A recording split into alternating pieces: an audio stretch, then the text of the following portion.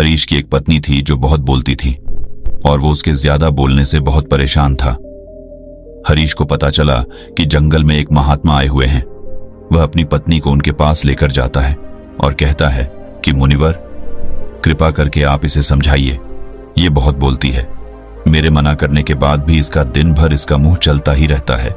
मैं इसे कितना समझाता हूं कि कम बोला कर चुप रहना सीख, लेकिन नहीं, और हर बार इसकी वजह से लड़ ढाई होती है। महात्मा मुस्कुराए और बोले, मैं तुम्हें इस बात को एक कहानी की मदद से समझाता हूं। मेरा गुरु का एक शिष्य था जो बहुत बोलता था। वह हर समय इधर उधर की बातें करता था और कभी शांत नहीं रहता था। जब वह दान लेने के लिए जाता तो हर घर से एक नई कहानी लेके आता और आश्रम के दूसरे शिष्यों को सुनाता, और एक शिष्य की दूसरे से बुराई करता, चुगली करता और दूसरों के सामने अच्छा बनने का प्रयास करता और खुद के मुंह से ही खुद की तारीफ करता रहता और हमेशा खुद को गुरु के सामने सबसे बुद्धिमान और उत्तम साबित करने का प्रयास करता। वह खुद को सभी शिष्यों से अलग और श्रेष्ठ मानता था। उसका कहना था कि मैं एक अमीर घर का बालक अगर मैं चाहता तो एक आरामदायक और सुविधाओं से भरा जीवन जी सकता, लेकिन मैं वह सब छोड़ कर यहाँ आ गया क्योंकि मुझे खोज करना, खुद को जानना है, जीवन को जानना है। एक दिन गुरु ने आश्रम के सभी शिष्यों को बुलाकर कहा, आप सभी को अगले 1 महीने के लिए कोई न कोई संकल्प लेना होगा। इससे आपकी संकल्प शक्ति मजबूत होगी और आप में आत्मशक्ति का संचार होगा। आप सभी अपने सामर्थ्य के अनुसार कोई भी संकल्प ले सकते हैं, और यदि 1 महीने से पूर्व आप में से जिसका भी संकल्प टूट जाएगा तो वह अपनी पुरानी दिनचर्या में वापस आ सकता है। सभी शिष्यों ने अपनी शक्ति के अनुसार संकल्प लिए और गुरु को अपने अपने संकल्प के बारे में बताकर वहां से चले गए। लेकिन वह शिष्य जो खुद को सबसे अलग दिखाना चाहता था, वह सीधे गुरु की कुटिया में पहुंच गया और बोला, मैं कोई छोटा मोटा संकल्प नहीं लेना चाहता, बल्कि खुद की ही जैसे एक और महान संकल्प लेना चाहता हूं। कृपया आप ही बताएं मुझे क्या संकल्प लेना चाहिए। उसकी यह बात सुनकर गुरु मुस्कुराए बोले, क्या तुम मेरे द्वारा दिए गए संकल्प को पूरा कर पाओगे? क्या तुम्हारे लिए उसे पूरा करना संभव होगा? शायद नहीं, वह तुम्हारे लिए संभव नहीं। तुम उसे पूरा नहीं कर पाओगे, इसीलिए तुम खुद ही कोई संकल्प ढूंढो। शिष्य ने कहा, नहीं गुरुदेव, आप जो भी संकल्प मुझे देंगे मैं जरूर उसे पूरा करूं। गुरु ने कहा, ठीक है, तो तुम अगले 1 महीने तक चुप रहो, मुंह से एक शब्द भी नहीं निकालोगे, यही है तुम्हारा संकल्प। शिष्य ने कहा, गुरुदेव, यह भी कोई संकल्प है? यह तो बहुत ही आसान है।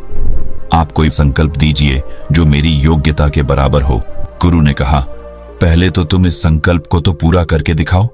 शिष्य ने गुरु की बात मान ली और वह उसी समय चुप हो गया और पलटकर कुटिया से बाहर चला गया। उसे चुप रहना बहुत आसान लग रहा था। उसने एक दिन तो जैसे तैसे चुप रहकर काट लिया, लेकिन दूसरे दिन से उसके मन में ना बोलने का बोझ बढ़ने लगा और तीसरे दिन उसे भारीपन महसूस होने लगा और चौथे दिन उसके अंदर एक अजीब सी बेचैनी होने लगी, क्योंकि आसपास आश्रम के सभी शिष्य एक दूसरे से बातें कर रहे थे। वह भी अपना पक्ष उनके सामने रखना चाहता था, उनकी बोलती बंद कर देना चाहता था, लेकिन उसका संकल्प उसके आ रहा था, इसीलिए वह पूरे दिन सिर्फ और आंखें बनाता। इसी तरीके से कुछ दिन और बीते और वह शिष्य बीमार पड़ गया। उसका सिर फटा जा रहा, उसका खाने पीने तक का मन नहीं था, वह सिर्फ बोलना चाहता था। वह गुरु के पास गया और उनके सामने बैठकर लिखकर उन्हें बताया, गुरुदेव, मैं बोलना चाहता हूं, बिना बोले मुझे सांस नहीं आ रही है, मेरा दम घुटता जा रहा है, मैं अंदर ही अंदर पागल हुआ जा रहा हूं, मैं क्या करूं? संकल्प तो ड दूं क्या? ये पढ़कर गुरु मुस्कुराए और बोले, मैं संकल्प ढाने के लिए नहीं होते, लेकिन जो अपने संकल्प को पूरा कर लेता है वह अपनी आंतरिक शक्ति को बढ़ाता है, और जो अपनी आंतरिक शक्ति को बढ़ा लेता है वो समाज और जागृति की राह पर आगे बढ़ जाता है। संकल्प का लेना भी तुम्हारे हाथ में था और इसे तोड़ना भी तुम्हारे हाथ में है। तुम्हारे बहुत से भाई अपने संकल्प को तोड़कर अपनी पुरानी दिनचर्या पर वापस आ चुके हैं। अगर तुमसे नहीं हो पा रहा तो तुम भी संकल्प तोड़कर अपनी पुरानी दिनचर्या पर वापस जा सकते हो। लेकिन याद रहे, अगर आज तुम इस छोटे से संकल्प को नहीं संभाल पा रहे तो तुम अपनी बाकी की पूरी जिंदगी को कैसे संभाल सकोगे? बाकी फैसला पूरी तरह से तुम्हारे हाथों में है। गुरु की यह बात उस शिष्य के दिल में चोट कर गए। वो बिना कुछ बोले वहां से वापस चला गया और खुद को अपनी कुटिया में बंद कर वह केवल अपने जरूरी कामों के लिए ही कुटिया से बाहर निकलता, बाकी सारे समय कुटिया के अंदर ही बैठा रहा। 15 दिन बीत चुके थे और आश्रम के लगभग सभी शिष्यों का संकल्प अब तक टूट चुका था, लेकिन उसका संकल्प अभी भी जारी था। संकल्प लेने के बाद से अब तक उसने एक शब्द भी नहीं बोला। सारा आश्रम हैरान था कि इतना बोलने वाला इंसान चुप कैसे हो। 15 दिन बीतने के बाद वह दोबारा अपने गुरु के पास गया और लिखकर बताया है, गुरुदेव, मैं बाहर से तो चुप हूं, लेकिन मेरे भीतर बहुत सी आवाजें हैं, बहुत सी चीख पुकार और शिकायतें हैं। मैं अंदर ही अंदर बात करता रहता हूं। मेरा मन तरह तरह के प्रश्न पूछता है। मैं बाहर से जितना मोर, भीतर से उतने ही शोर शराबे से भरा। क्या इस तरह से मेरा संकल्प अभी भी है? गुरु ने कहा, हाँ, तुम्हारा संकल्प अभी भी जारी है, लेकिन जब तक लोगों की ये आवाजें तुम्हारे कानों में पड़ती रही, तुम्हारा मन बोलता रहेगा, क्योंकि इसे तो आदत है। तुम भले ही बाहर से चुप रहो, लेकिन तुम अंदर ही अंदर बोलते रहोगे। तुम्हें इन बातों से, इन आवाजों से दूर जाना चाहिए। शिष्य गुरु को प्रणाम कर वहां से चला जाता है और सुबह होते ही अपनी कुटिया छोड़ जंगल की तरफ चला जाता है। कई दिन बीत जाते, संकल्प का समय भी पूरा हो जाता है, लेकिन शिष्य लौटकर नहीं आया। आश्रम में सभी को डर था कि कहीं जंगली जानवर ने उसे खाना लिया हो। इस बीच उसे ढूंढने की बहुत कोशिश की गई, लेकिन वह कहीं नहीं मिला। गुरु भाइयों ने मान लिया था कि जंगली जानवरों ने उसे अपना शिकार बना लिया है, लेकिन गुरु को ऐसा नहीं लगता। एक दिन आश्रम का एक अन्य शिष्य गुरु के पास आया और बोला, गुरुदेव, हमारे उस अधिक बोलने वाले भाई के साथ क्या हुआ होगा? क्या जानवर ने उसे मार दिया होगा? गुरु ने कहा, हो सकता है कि जानवरों ने उसे अपना शिकार बना लिया हो, लेकिन उसके न लौटने की एक दूसरी वजह भी हो सकती है। शायद उसे वह मिल गया है जिसके लिए वह गया था। फिर शिष्य ने पूछा, गुरुदेव, क्या ज्यादा बोलना इतना हानिकारक होता है?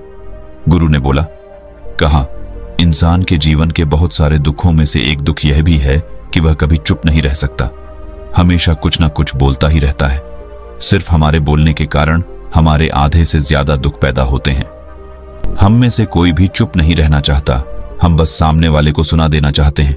जो भी हमारे मन में है सब निकालकर उसके मन में बैठा देना चाहते हैं, उसे समझा देना चाहते हैं कि देख, तू गलत है और मैं सही। इस तरीके से सुनने और सुनाने का यह काम जिंदगी भर चलता रहता है, लेकिन इस नासमझी में हम अपना समय, अपना जीवन, अपनी समझ और सबसे महत्वपूर्ण अवकीमती पल जो जिए जा सकते हैं, जिनको अनुभव किया जा सकता है, जिनमें आनंद को प्राप्त किया जा सकता है, यह सब खो देते हैं। लेकिन इसके बदले हमें मिलता क्या है? कुछ नहीं, सब व्यर्थ और बर्बाद हो जाता है। शिष्य ने पूछा, तो फिर इसका समाधान क्या है? गुरु ने कहा, पूरी जागरूकता के साथ अपने विचारों को देखना, यही एकमात्र तरीका है। सारी मानसिक समस्याओं का वर्तमान में रहकर चिंतन करना, पूरी जागरूकता के साथ अपना काम करना जिंदगी में चमत्कारिक बदलाव ला देता है। उसके बाद वह शिष्य गुरु से अपने प्रश्नों का उत्तर पाकर उनको प्रणाम करके वहां से चला गया। उस शिष्य को आश्रम छोड़ ढकर गए 3 महीने का समय बीत चुका था, लेकिन उसकी कोई खबर नहीं। अब तक तो सभी गुरु भाइयों ने भी उसके वापस लौटने की उम्मीद छोड़ी, लेकिन एक दिन वह आश्रम लौट आता है। लेकिन अब वह नहीं था जो यहां से गया था, वह कुछ और ही बनकर वापस आया था। उसके अंदर एक गजब का बदलाव महसूस किया जा सकता था। उसके चेहरे पर एक गजब का ठहराव और आंखों में बनी शांति थी। आश्रम में आते ही सभी गुरु भाइयों ने उसे चारों तरफ से घेर लिया और बातें करने लग गए। वह भी अपने गुरु भाइयों से बातें करने लगा। उससे बात करने वाले सभी ने यह अनुभव किया कि अब वह पहले जैसा उतावला और बातूनी नहीं रह गया था। उसके मुंह से एक एक शब्द बहुत ही सुलझे हुए और मधुरता के साथ निकल रहे थे।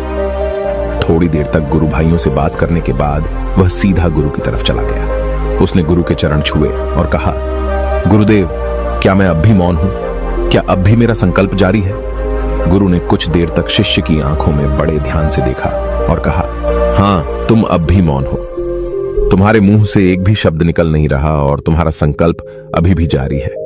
शिष्य ने कहा, गुरुदेव, जब मैं आश्रम से गया तो मैं मुंह से तो चुप था, लेकिन मेरे अंदर बहुत सी आवाजें थी। मन में बहुत से प्रश्न थे और वह बंद नहीं हो रहे थे, तो मैं जंगल में चला गया, इस उम्मीद से कि वहां मुझे शांति मिलेगी और मेरे मन की बकबक कम हो जाएगी। लेकिन मैं जितना एकांत में जाता गया, मेरे अंदर की आवाज उतनी ही तेज होती गई। मेरे भीतर की पुरानी से पुरानी आवाज मुझे सुनाई देने लगी। तब जाकर मैंने महसूस किया कि मैं कितना गलत कर रहा था। जब मैं अपने परिवार वालों, दोस्तों को और गुरु भाइयों को बुरा भला कहता था तो उस समय मुझे लगता था कि मैं सही कह रहा हूं। जब मैं गुरु भाइयों की एक दूसरे से चुगली करता था और उनका मजाक बनाता, तब भी मुझे यही लगता था कि मैं उनसे बेहतर हूं और मैं सही कर रहा हूं। लेकिन उस दिन मैंने पहली बार महसूस किया कि मैं कितना गलत बोलता था। काफी दिनों तक ये आवाजें, ये शिकायतें मेरे अंदर चलती रहीं, लेकिन धीरे धीरे करके एक दिन ये सारी आवाजें मेरे अंदर से समाप्त हो गई। अब मैं भीतर से भी मौन हो गया। उस घने जंगल में बाहर से कोई बोलने वाला था नहीं और भीतर कोई आवाज बची ही नहीं थी, और मैं उस दिन पहली बार मौन का सही अर्थ समझा। मेरे चारों तरफ बहुत शांति थी। हालांकि अभी भी कुछ आवाजें आ रही थीं जो पहले भी आती थीं, लेकिन मैं उन्हें सुन नहीं पाता था। पर अब वह सभी आवाजें मुझे स्पष्ट रूप से सुनाई दे रही थीं। हवा के चलने की आवाज, चिड़ियों के चहकने की आवाज और पानी के बहने की आवाज। ये सभी आवाजें मैंने पहली बार पूरे होश पूर्वक सुनी। अपने चारों तरफ इतनी शांति मैंने पहले कभी महसूस नहीं की थी। तो इस शांति को भंग करने के लिए मैंने पहली बार अपने मुंह से कोई शब्द निकाला। मैं चिल्लाया, हे ईश्वर, ये कैसी शांति है? सभी कुछ इतना शांत क्यों है? ऐसा क्या हो गया? लेकिन मेरे चिल्लाने के बाद भी शांति भंग नहीं हुई। सब कुछ पहले जितना ही शांत था, बाहर भी और भीतर भी। हे गुरुदेव, मैंने अपने गुरु भाइयों से बात की, मैंने आपसे बात की। मैं बोल रहा हूं, मैं चल रहा हूं, मैं सब कुछ देख रहा हूं, लेकिन मैं अपने भीतर एकदम एकांत में हूं, मौन में हूं, भीड़ में होता हूं, तब भी भीतर से अकेला एकांत में होता हूं। जब मैं खुद में भी शोर करना चाहता हूं, तब भी एकांत में ही होता हूं। अब सब दिखाई पड़ने लगा है, सब सुनाई पड़ने लगा है। गुरु ने कहा, जब तक हम बाहर की तरफ बोलते रहेंगे, भीतर अशांति ही रहेगी। लेकिन जिस दिन हम भीतर की तरफ मुड़ जाएंगे, तब हमारे मुंह से कुछ भी निकलेगा, हम शांत ही रहेंगे। दुनिया में जितनी भी बुराइयां हैं, ज्यादातर हमारे बोलने से ही उत्पन्न होती है, क्योंकि हम चुप रहना नहीं चाहते। हम जितनी जरूरत है उससे कहीं ज्यादा बोलते हैं। हम सामने वाले को सुनना नहीं चाहते, बल्कि उसकी बोलती बंद कर देना चाहते हैं। उसे समझा देना चाहते हैं कि मैं कौन हूं, मैं क्या कर सकता हूं, और यही हमारी जिंदगी का मकसद बनकर रह जाता है। हमारी सारी ऊर्जा व्यर्थ के बोलने में बर्बाद होती रहती है। ऐसे ही समाज में लोगों का जीवन दुखों से भर जाता है, जो हमेशा एक दूसरे को सुनाने में लगे रहते हैं। कभी एक दूसरे को सुनना नहीं चाहते, समझना नहीं चाहते, और चुप रहना तो उन्होंने कभी सीखा ही नहीं, क्योंकि चुप रहना उन्हें छोटा महसूस करवाता है। दुनिया की सभी लड़ाइयों का कारण हमारा बोलना ही है। इसलिए हमें सिर्फ उतना ही बोलना चाहिए जितना जरूरी हो, क्योंकि व्यर्थ का बोलना ऊर्जा को नष्ट करना है, और यह बोलना ही हमें कभी अपने भीतर की ओर लौटने नहीं देता, क्योंकि यह हमें बाहर की ओर खींचकर रखता है, और बाहर है ही क्या इस संसार के अलावा। लेकिन अगर अपने भीतर के संसार की ओर मोड़ना है, तो इस मुंह को बंद ही रखना चाहिए। इसीलिए जितने भी बुद्ध हुए, आत्मज्ञानी हुए, वह सभी एकांत की ओर भागे, ताकि उन्हें ज्यादा न बोलना पड़े, ज्यादा सुनना न पड़े। वह एकांत में रहे और शांत रहे, इसीलिए आसानी से भीतर की यात्रा कर पाए। लेकिन अगर कोई चाहे तो इस संसार में रहकर भी एकांत में रह सकता है, शांत रह सकता है, लेकिन इसके लिए उन्हें अपनी ऊर्जा बचानी होगी, जिसे वह अब तक अपने व्यर्थ के शब्दों में बर्बाद कर रहे थे। दोस्तों, इस कहानी की सीख यही है कि व्यर्थ का बोलना ऊर्जा को नष्ट करना है। ज्यादा और व्यर्थ बोलना ही हमें अपने भीतर की ओर लौटने नहीं देता, क्योंकि यह हमें बाहर की ओर झुकाए रखता है, और जिन्हें भीतर की यात्रा करनी है, उन्हें अपने मुंह को बंद ही रखना चाहिए। मुझे उम्मीद है कि आपको यह कहानी पसंद आई होगी और काफी कुछ सीखने को मिला होगा। कहानी के बारे में अपने विचार आप हमें नीचे कमेंट बॉक्स में कमेंट करके बता सकते हैं। बाकी अगर ये कहानी आपको अच्छी लगी हो